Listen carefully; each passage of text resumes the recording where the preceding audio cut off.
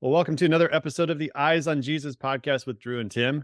The goal of this podcast is to help you keep your eyes fixed on Jesus daily through our conversation and dialogue. Drew is here with me, and today we're joined by Yeah. Frank Viola. Frank, how are you doing? Welcome. I'm great. I'm happy to be on. Well, it's so good to have you on. I had you on one-on-one on season 3, episode 17. People can check that out in this podcast feed. And so this is the first interview we've done, Drew and me together. We're Yeah. excited that you are the Very. first one on, and we get to talk about your book, 48 Laws of Spiritual Power. Great. And this book, I'm reading it right now. If you're on the video, you can see a copy of it. And 48 Laws of Spiritual Power. I want to say it's a super helpful read. It's, the chapters aren't too long. They're short, but also jam-packed with information where you kind of get in, get out. What do I need to know to move on? And being in ministry, I can tell you, I'm like, yes and amen on these chapters where either I've experienced it or I've seen someone else that's experienced what you talk about. Yeah. And so I'm super excited that people get to hear about it today, maybe for the first time. And so we want to highlight 5 specific laws out of the 48 and ask you some questions on them. We didn't want to just try to hit all 48. Like Yeah. we just didn't want to like a 6-hour podcast, but we'll do that. We'll try to hit that another time, but I'm excited that we get to hit what we do. And like Tim said, much based off experience. Tim, why don't you kick us off, man? Yeah, you bet. So the first law we want to talk about today is law number 6 in your book. It's about avoiding burnout. Now, Drew and I talked about this in episode 17 of the podcast, and it's easy, especially in ministry, I think, to just go and not take your time to actually recharge. And you talk about how you built regular times of retreat into your schedule. And so, Frank, I just want to know, what have you seen are some warning signs in your life that you became aware of when you're not taking that time to retreat and recharge and maybe be on the verge of burnout? What do you look for? Yeah, no, that's great.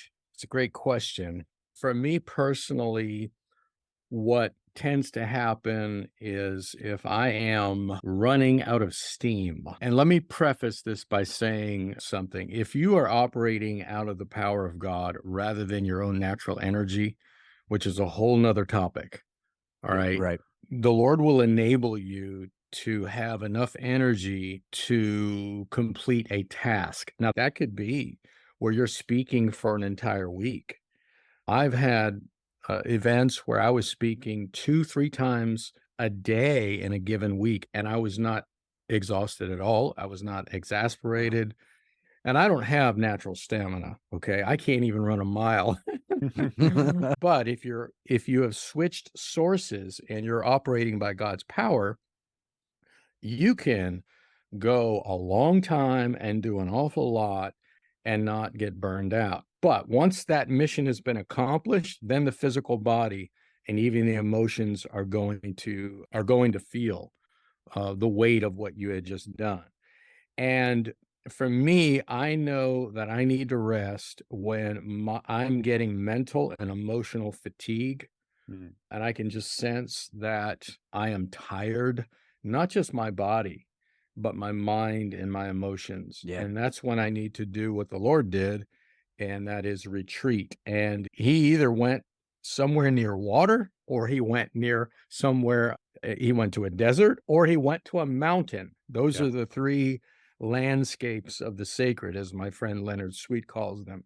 And so I live in Florida, so I like to retreat near water. Well, there you go. But Yeah. I was just reading, even today, as we got ready to get on this podcast, some of the life of Evan Roberts. And Evan Roberts was the instrumental gentleman during the Welsh revival at the turn of the 20th century. And he had an incredible ministry of the presence of God, the felt presence of God being detected by people who were around him. And his preaching brought many people to Christ. He was involved in divine healing, laying hands on people, seeing them healed, casting out of demons. That revival only lasted a short period of time. Yeah. We're talking 2-3 years. And what happened was he was so exhausted that he had a mental and an emotional breakdown. Wow. And it took him a long time to recover from it. Mm. In fact, it altered his life and his future. So I see a lot of people in ministry because I work with pastors and teachers and people who travel. in ministry, I see a lot of them not giving any attention to the needs of their physical body, their mind, and their emotions in this area of retreat, reset, recharge. And there's a whole trail of ministers, both men and women, who've Yeah. burned out. And it's because they've not paid attention to this principle. Yeah, that's great. You're right. There's a trail of a lot of pastors that have hit that, not just having, like you talked about, the emotional, physical breakdown, but also when we're going, like you said, to the wrong source, when we're relying on ourselves and not Jesus, that's when we can make some bad decisions. And so I find that really not just informational, but incredibly convicting, even in myself, in starting to ask myself, okay, how are you structuring your year? How are you structuring your calendar? Mhm. When might you need to really focus on not just, oh, well, this is where it aligns with the kids' schedule, but where Mhm. might you need to really build that in and make it a priority? So very helpful, I know, to not just me, but to our listeners as well. One of the things that stood out to me when reading the book is Law 16, I expect misunderstandings. And Mhm. one thing, the reason that stood out to me so much is because the hardest thing that I've probably battled just in my short 37 years on earth here is being okay with being misunderstood. Mhm. That's been like a big challenge for me. And for us to recognize that Jesus was misunderstood by some of his closest followers. And when we present the gospel, there's going to be people that are with us. There's going to be people that need to think a little more on that. There's going to be people that are convicted. There's going to be people that don't associate with that at all and walk away. And so my question to you, Frank, would be what kind of encouragement might you offer our listeners and our leaders who are trying to further the gospel while still battling that feeling of being misunderstood? Well, I have a great example, and this is something that I believe the Lord showed me, and it was very helpful to me. And that was in John 21, when Jesus was having a conversation with his disciples, and he makes this very strange statement about how Peter would die. Mm. And what he said is interesting. It's kind of coded, but if he says, "If I want him to remain alive until I return, what is that to you?" Okay. Well, what happened was the disciples heard him say that. If I want him to remain alive until I return, right? Those words, if I Right. want him to remain alive until I return, Right. they misunderstood it and reinterpreted it to mean that Jesus was going to say he would never die Mm. until the Lord came back. And I'll read it to you from John 21, verse 23. It's in the book. Then this saying went out among the brethren that this disciple, meaning John, would not die. Yet Jesus did not say to him that he would not die. But if I want him to remain until I die, what is that to you? Now, Yeah. and I mean, you could see how someone would filter that if they're not listening carefully or if Sure. they're incapable of nuance. If I happen to want him to remain alive until my second coming, well, that's really none of your business, is what he was saying. Yeah. And they heard him say, well, he's never gonna die. He's gonna remain until I come back. Now, if you have the perfect communicator, Jesus of Nazareth in the flesh, being misunderstood, and this is not the first time, by the way, he was misunderstood Right. often, then how much more are we who are imperfect communicators going to be misunderstood? So that's the encouragement. It doesn't matter how clear you are, it doesn't matter how perfect or accurate your statements are, there will be some people who will misunderstand you. And I hope we can talk about spiritual filters because this kicks in on this subject. Maybe we can do that at the end. Yeah. Yeah. But it does apply strongly. But I want to come right around and say this too. Just because somebody misunderstands you, the default setting should not be, oh, well, they're just dense, they're dull, they have dark hearts, or they're not very intelligent. That ought not to be the response. The response ought to be this: what could I have said? How could I have put it to make it clearer?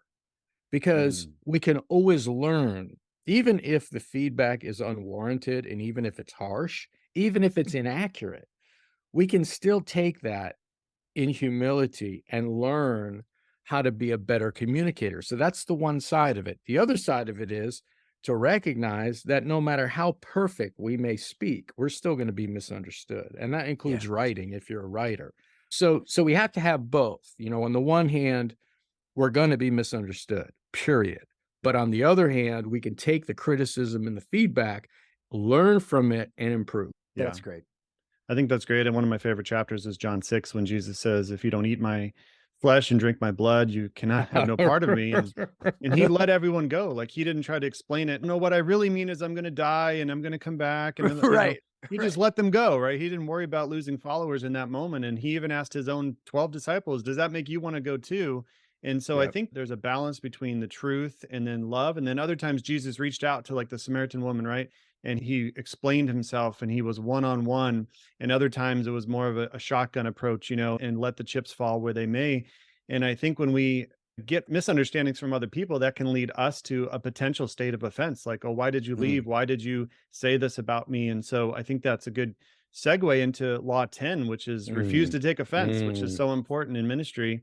And Drew and mm. I talked about this on a previous episode as well, as how yeah. can we be unoffendable as believers, as Christians, as ministry leaders. And I mean, just now you can jump on social media and be offended in 5 minutes of being on there if you're not careful, right? And That's real so easy. 2 minutes, Real, 2 2 minutes, real minutes. easy. yeah.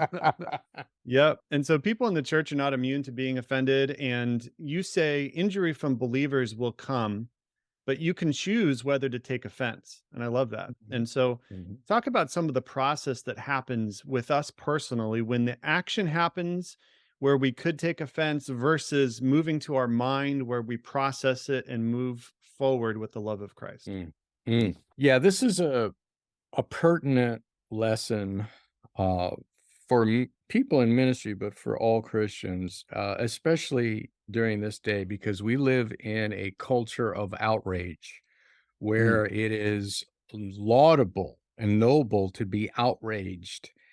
But outrage is not a fruit of the Spirit, and neither is taking offense. Jesus was many things, and one of the things he was unoffendable. You could not offend him. Now you can disappoint him, right? You could hurt him physically, but you couldn't offend him. And this comes out of Proverbs. We have a statement. It is to one's glory to overlook an offense. Mm, If you allow yourself to be offended, you are not cut out for the Lord's work. Because let me tell you something, you're going to be mistreated. We talked about being misunderstood. Well, you're going to be misrepresented, which is mm, beyond being misunderstood.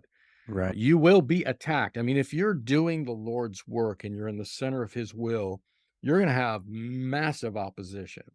And if you do not have thick skin and to be able to take that to the Lord and leave it at his feet and not take it personally, then you're going to become embittered and or you're going to get in the flesh. And what that looks like is you're going to defend yourself, you're going to begin attacking other people, and you're going to get on that fleshly carnal level, which is going to dissipate any of the Lord's power and life in your life. So one of the things that has helped me is when I receive something that would be, naturally offensive. A couple things. I remember that behind it is a sovereign God who allowed it to come into my life. right. Mm, And this is important because many Christians, the default setting is whenever they're criticized or under fire, they go right to, well, this is the devil. And, and it may be the devil, but if you peel back the layer there and you pull the curtain back, it's a sovereign God behind it. mm, Satan cannot do anything without his permission, without the Lord's permission. And if you ask the question, who crucified Jesus? Well, the answer is the Jewish leaders, in effect, handed him over to the Romans. So it was the Jewish leaders who did it. All right. Well, You ask the question again, who crucified Jesus? Well, it was the Romans who put the nails in his hands and his feet. Well, if you ask the question again, who killed Jesus? It was the principalities and powers in the unseen realm who knew if what they were doing was going to have the effect it had, they would not have crucified the Son of God. This is out of First Corinthians. In other words, Satan was behind it. But then if you peel the onion back more, the scripture tells us over and over again, it was God the Father who delivered his Son unto death. Yeah. And so the answer to all those questions is yes. And so the first thing I do is I recognize I have a sovereign God who has put this in my life. He's allowed it to come in my life. He's permitted it to come in my life. And then I remember the words of Jesus related to John the Baptist. They were actually to John the Baptist. Blessed is he who is not offended by me. And that not only means being offended by God himself, by what he does, but also by what he allows. And the other thing too is I began to try to empathize, all right? Maybe this person who said this ugly thing, just got verbally assaulted by their spouse. And so now they're lashing out at someone, and I just happen to be in the way. Yeah. Right. In other words, it's an issue they have, right? It's something that they're dealing with and they're acting out. And when someone acts ugly to you, wherein you will be tempted to be offended, the problem is really with them. I mean, at the end of the day, there's no excuse to be nasty to other people. And so all that does is it puts a bright neon target on their body saying, I have issues. And so if you can empathize, it takes the sting out of it because you've reframed it in the light of God's sovereignty, the weakness of human flesh. You don't take it personally. And you know that when you get in this business of the Lord's work, people are going to be offended, some of them. Others, their lives will be changed. That's great. You mentioned to be unoffendable, and you also said resist bitterness. And being a pastor, that's maybe the number one thing that I have conversations about. Just people who have been hurt by the church or they've been hurt by Christians, and they've now decided through that filter that God must be a really messed up God, right? And we've associated the behavior of Christians, the behavior of churches and church leaders as the behavior of Jesus. Now, us three, we know that's not the case, but what I've found is like even this week when Tim and I are on Facebook fielding comments and things like that, like people's first reaction is, like you said, it's usually angry. It's usually getting to a place of being offended. It's usually from an action standpoint, they just want to be angry. So I love the idea of resist bitterness. And you talked about this in chapter 23, and that preaches really well. Okay. Like resist bitterness. Just tell everybody resist. I love that. But I'm curious, with all these people finding that usually the action item is being angry, do you have an actionable item that you could provide our listeners that would say, hey, when you're in this position of feeling angry, feeling frustrated, feeling bitter towards someone else or towards something or towards an event in your life, what is something like tangible they could do that would be taking a step towards becoming unoffendable? Yeah. And bitterness is poison. It is poison. Yeah. I mean, it's one of those things that if you choose to drink it, and I use that word carefully, choose, you're going to slowly die. It is the acid that will kill the life of a Christian. Now, the offense or the thing that happened to you, okay, it may be horrific. We don't escape pain. Pain is a very real thing. Yeah. And not just physical, but emotional pain, particularly. So pain is inevitable, but bitterness is always a choice. And we can choose to allow it to come into our lives. And when we do so, we coddle it, we feed it, we pet it, and then we share it with others. And that ends up defiling them. Hebrews talks about this, chapter 12. See to it that no one falls short of the grace of God, and that no bitter root grows up in your heart to cause trouble and defile many. It's contagious. It defiles you. You know when a person is bitter when there's just spewing venom all over the place about another person who hurt Yeah. them. They have not overcome that. They have not gotten free from it. Here's what I do. I shift the terrain, and I talk about this in the book. I give a prescription. I recognize that everything that has come into my life has first passed through the hands of my God before it reached me. And so I accept it, whatever. I'm talking about painful things now, unjust things that cannot be defended. All right. I see them as emanating from ultimately a sovereign God, meaning he allowed it, not that he approves of it, Sure. not that he endorses it, but he Sure. allowed it.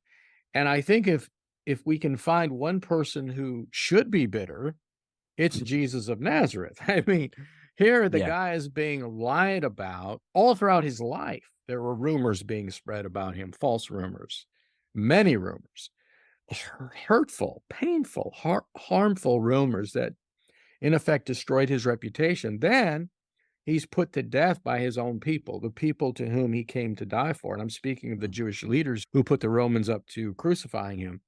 Well, when he came out of the grave, he was not spewing venom, you know? He was not saying, what they said in that trial was wrong. Yeah. And let me set the record straight. You know, he recognized that all of it came through the hands of his father.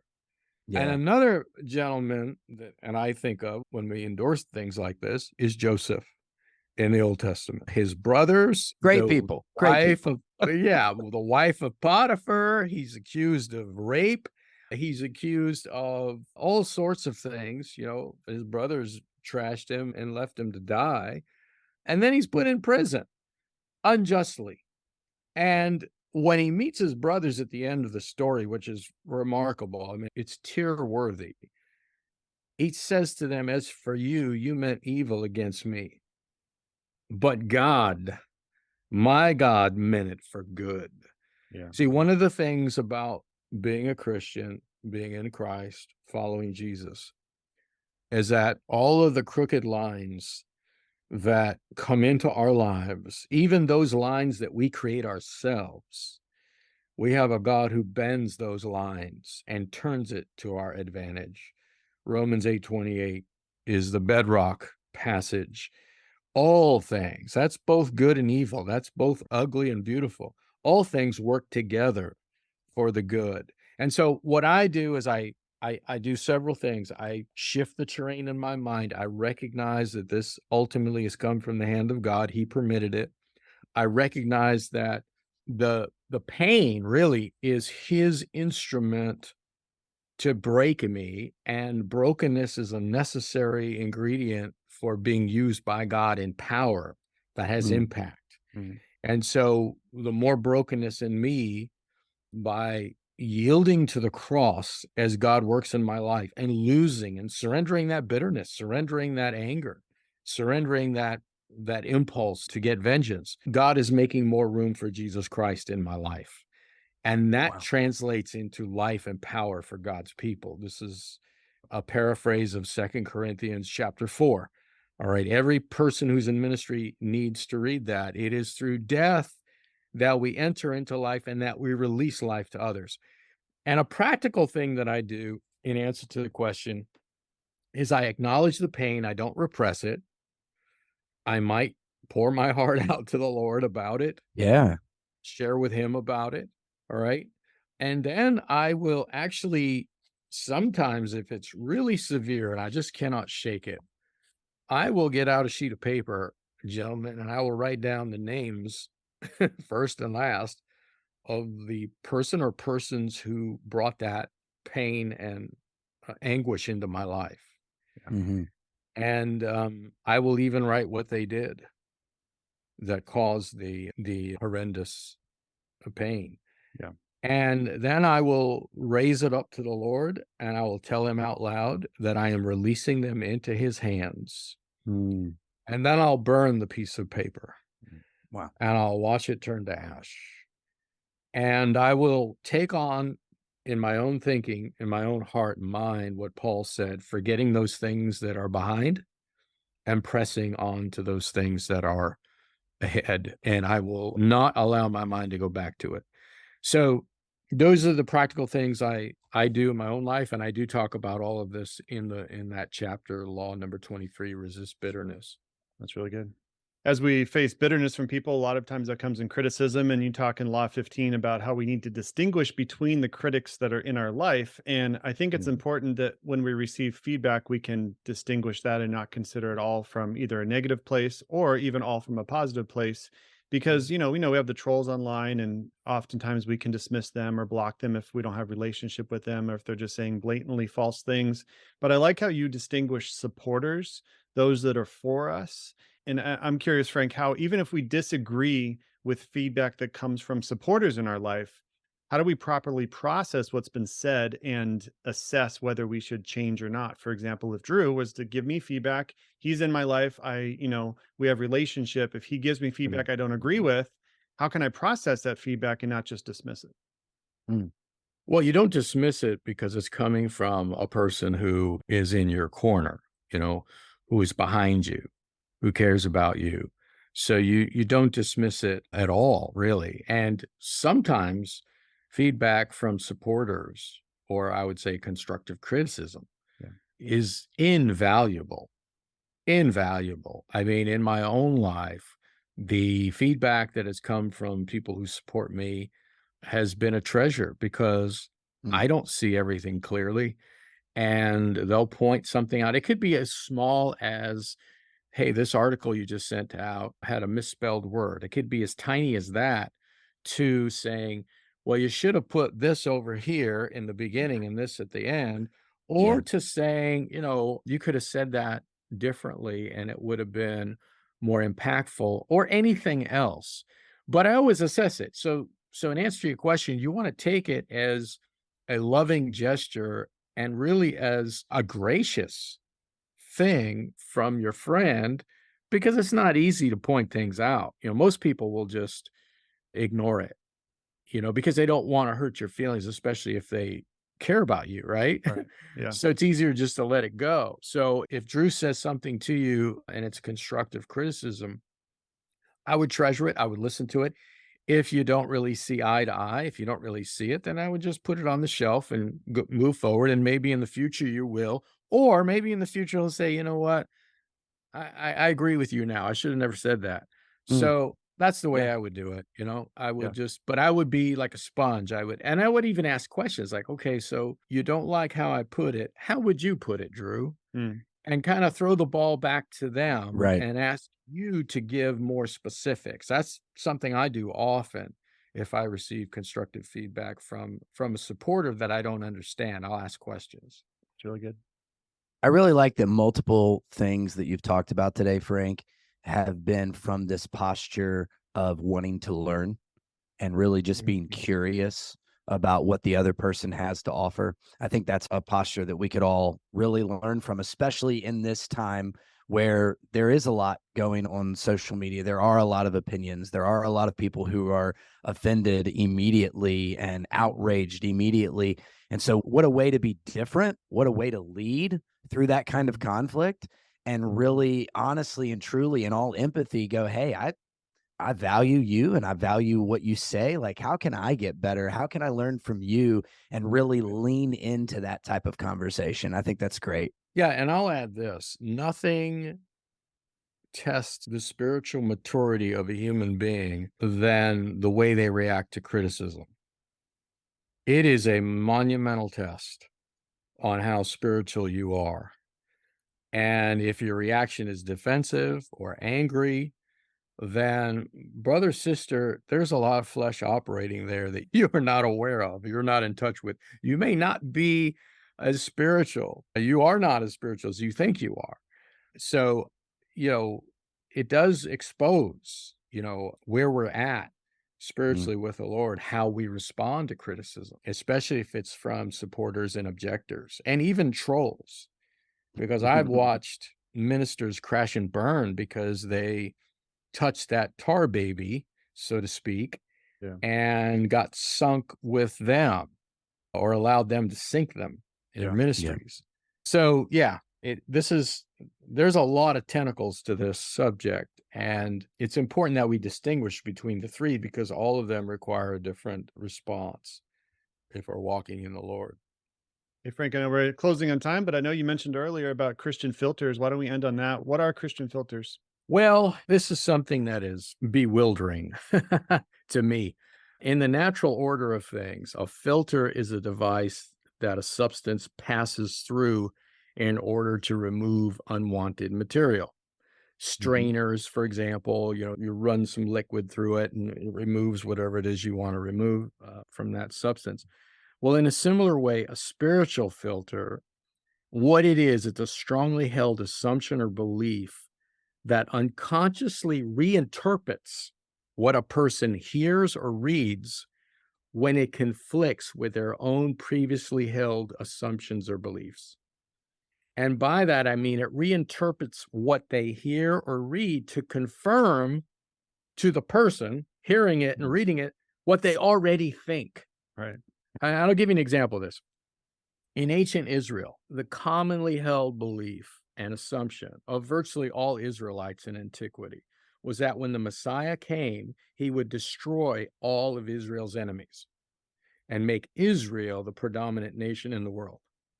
So they thought, this was universal, that the Messiah Yeah. would unseat Rome, Israel would be the triumphant power and rule over the pagan nations.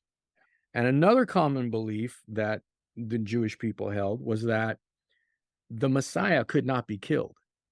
And if a person who claimed to be the Messiah was crucified by the Romans, it would prove that they were not the Messiah and instead that they were someone cursed by God, Mm. because to Mm. be crucified meant to be cursed by God.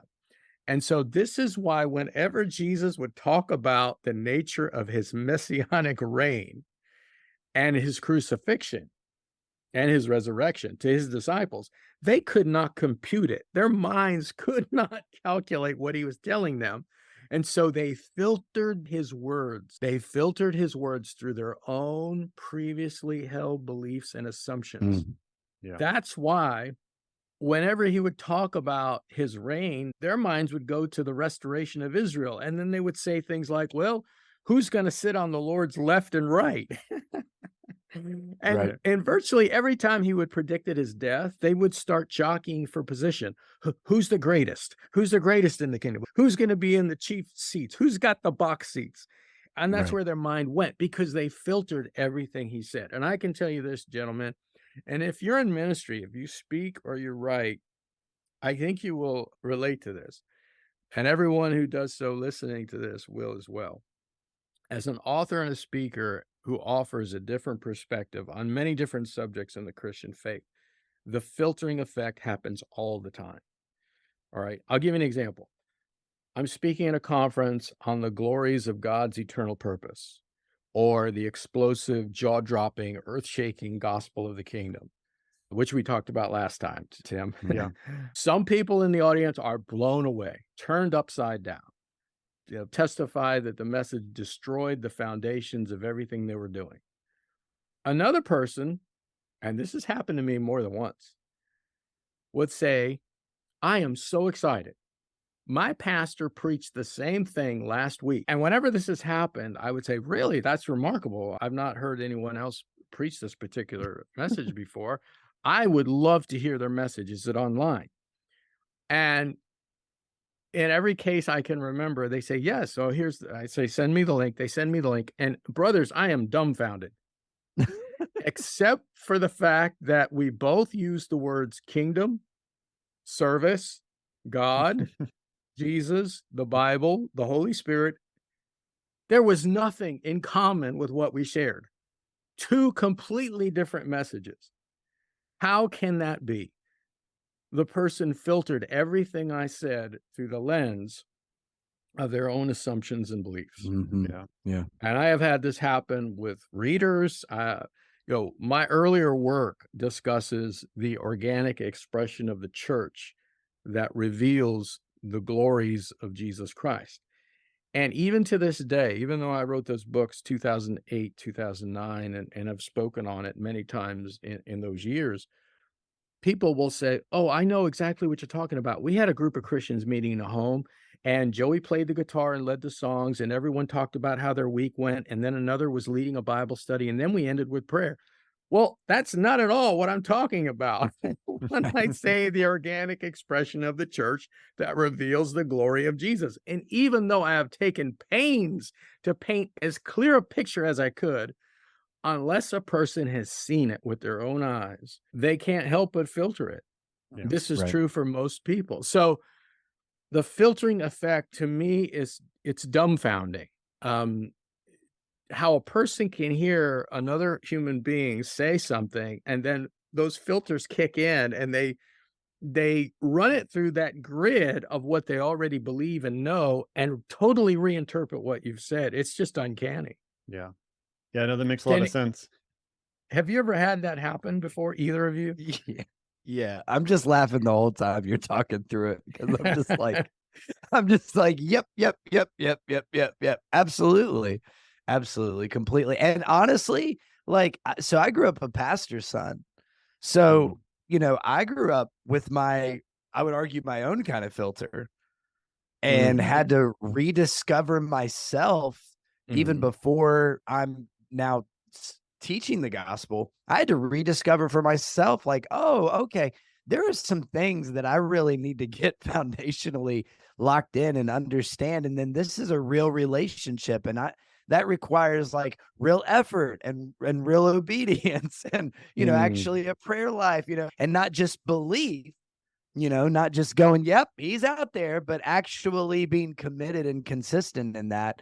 So yeah, I not only identify from the standpoint of I think I've had to break down my own filters, but Yeah. also as someone who communicates week over week, you recognize, man, there are some people based on their backgrounds, based on what they've heard before, based on what they believe and have experienced that aren't really in line with now what we're talking about, but feel like they are. And so we got to dive deeper into that and really get an understanding because, one of the biggest things for me, and I said this on our last episode we released, I want to make sure if someone's getting saved that they understand that. I want to make Yeah. sure if someone's getting baptized, they understand that. I want to make sure if anybody's taking a step of faith that they understand what that means. And also, that's going to allow them to better understand what that might cost them down the road. So Yeah. it's important for us to get it right. So I appreciate you speaking into that. And it's right on. I hope it encourages and explains and clarifies Yeah. the experience that many people have and will have if you're listening to this and you're involved in ministry of any kind, whether it's speaking or it's writing. This is going to happen. Now, this is sort of a subset to the law about expect misunderstandings, but it's more of a nuanced dynamic. And I have come to, as I look back on my ministry and even to the present day, I have come to see that when you are preaching Christ or you are sharing the deeper things of God in a way that's novel, fresh, it's different than the norm, okay? And I'm not really right now thinking about preaching the gospel to unbelievers. I'm thinking about preaching to God's people. If you're presenting something that's out of the box, but it's thoroughly scriptural and spiritual and on target, you're going to have three different reactions. One, you're going to have people who are absolutely going to be devastated in a good way. In other words, their foundations will be shaken and they're going to have a transformation of some kind. They're going to meet the Lord in a new way at some level. That's the first one. And that's the one we all want. Okay. Yeah. But the second one is you're going to have people who are going to disagree with you. They're legitimately going to disagree with you and they're going to say you're wrong. They're going to criticize it. I would much rather have that because that means they understood what I was saying, okay, than the third one, and that's the third one, and the third one is to filter it and say, "Oh, I totally agree with everything you said. My pastor preached the same thing last week, and it's I'm nothing with you. like it." Yeah. You know what I Yes. mean? I'd rather have the genuine disagreement because at least you heard what I said and understood it than the filter. Brothers, I don't have, unlike most everything else I treat in the book, all the different laws, I give a solution. I give something practical to overcome it or triumph over it or to experience it if it's a positive law. I don't have a solution for the filters. I just don't. Maybe 5, 10 years from now, I'll have a practical solution. All right, here's what you do to break and destroy the filter. But Yeah. at this point in my life, I do not. I can't help but think of like Instagram filters and this new one going around called the glamour filter, where everyone looks like they put on, pounds and pounds of makeup. And it's like, that's not real. That's not true. And so when you're talking about filters, I can't help but think about social media and these apps that make us look like something we're not. And oftentimes we put a filter on the church and on the Bible to make it look like something it's not. Wow. And so to Yeah. get to know Very good. Jesus for who Very he good. is and the call he's put upon our life to die to ourselves is oftentimes something that gets filtered out in order to make it more appealing. And so, Yes. Very um, good. Very good. well, Frank, thank you so much for being with us, and let Yeah, our absolutely. listeners know where they can connect with you. Yes. Frank Viola. That's Frank, Viola, just one word, .org. And everything's on there. 2 podcasts, all the articles, the books, courses, etc. So if people want to get into more of my work. And 48 Laws of Spiritual Power is also on the site. If they just go to the books link and they'll see that's the most recent book that has been released from the time we're having this conversation. But I appreciate it very much. Awesome. Well, thank you again. Thank you, listeners, for being here. And until next time, go with God, grow in discernment, and keep your eyes on Jesus.